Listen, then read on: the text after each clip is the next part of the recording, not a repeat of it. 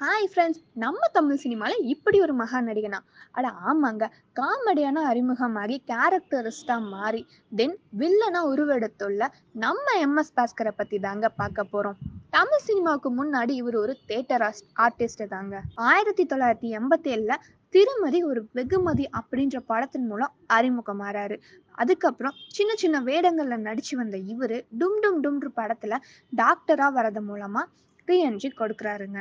அதுக்கப்புறம் மிக வேகமா பல படங்கள்ல அருமையான நடிப்பு திறமைய வெளிப்படுத்தி, இன்னைக்கு வில்லனா உருமாறியுள்ள திரு எம்.எஸ். பாஸ்கர் அவர்களுக்கு எங்களது மனமார்ந்த பாராட்டுக்கள்.